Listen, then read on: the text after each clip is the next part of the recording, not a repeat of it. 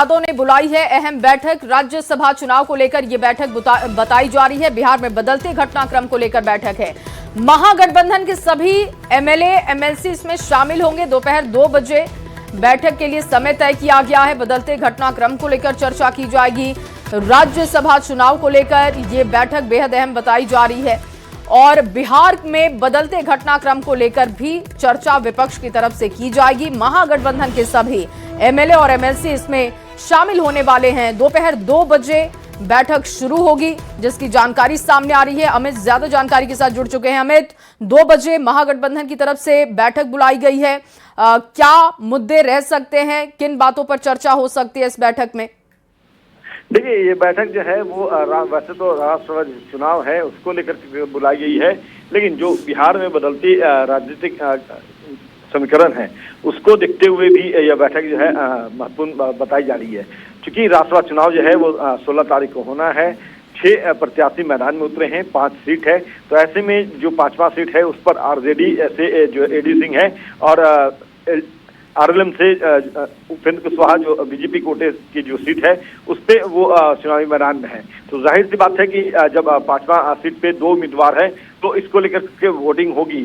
और जो दावा किया जा रहा है आरजेडी के तरफ से कि एडी सिंह जो है वो एनडीए के कुछ विधायक जो हैं वो उनके पाले में है। हालांकि इस बात को सीधे से उमेश कुशवाहा ने खारिज किया और उमेश कुशवाहा ने कल कहा, जब हमारे सहयोगी आनंद अमृता उनसे एक्सक्लूसिव बातचीत कर रहे थे तो उन्होंने कहा कि हमारे कोई विधायक उनके संपर्क में नहीं है, बल्कि आरजेडी के ही कई विधायक जो है वो हमारे संपर्क में हैं और वो जिस दिन वोटिंग होगी 16 तारीख को तस्वीरें भी सबके सामने होगी। लेकिन आज इन सभी गतिविधियों के बीच जो है महत्वपूर्ण बैठक तेजस्वी यादव ने एक पोलो रोड अपने सरकारी आवास में बुलाया है, जिसमें विपक्ष के तमाम विधायक एमएलसी को मौजूद होना है। दोपहर 2 बजे से ये बैठक शुरुआत होगी और इस बैठक में क्या कुछ बातें आती है क्षण के, किस तरह से जो एडी सिंह है जो आरजेडी के उम्मीदवार हैं, विपक्ष के तमाम विधायक का समर्थन किस हद तक उन्हें प्राप्त होता है, क्योंकि एआईएम के बगैर ये जीत संभव नहीं है एडी सिंह का।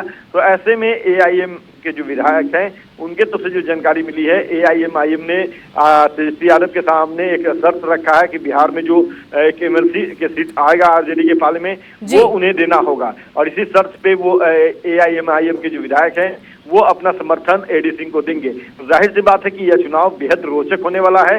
क्रॉस वोटिंग की भी जो है वो दावे किए जा रहे हैं। हालांकि इसमें कितना दम होगा ये देखना महत्वपूर्ण होगा। लेकिन आज की बैठक जो है वो राज्यसभा चुनाव में जीत सुनिश्चित करने को लेकर जाहिर तौर पर अमित, क्योंकि राज्यसभा का चुनाव बेहद अहम है और ऐसे में अपने सदस्यों को साथ के रखना भी बहुत जरूरत है।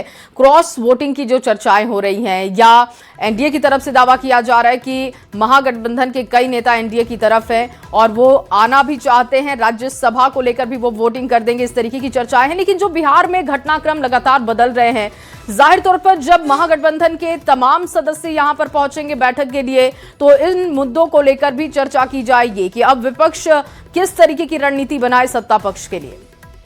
जी, निश्चित तौर पे चूंकि अब सरकार का स्वरूप बदलने वाला है, मुख्यमंत्री का चेहरा बदलने वाला है, तो स्ट्रेटजी भी बदलनी होगी। अब तक जो तेजस्वी यादव हैं या तमाम विपक्ष जो है वो नीतीश कुमार को जो है आरोप हाथों लेकर के लगातार हमलावर था। आपको याद होगा कि 2020 का, 2025 का, 2024 का जो भी चुनाव रहे, 19 में लोकसभा का चुनाव रहे, सभी में तेजस्वी यादव ने मुख्यमंत्री को सीधा निशाना साधते हुए हमला किया था।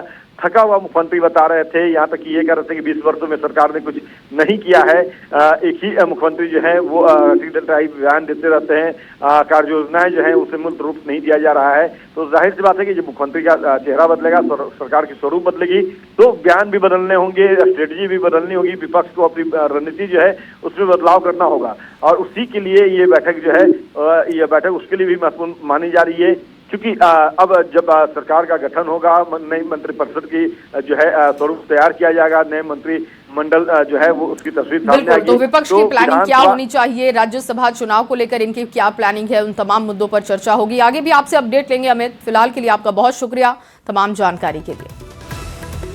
और देखिए, राजस्व विभाग को लेकर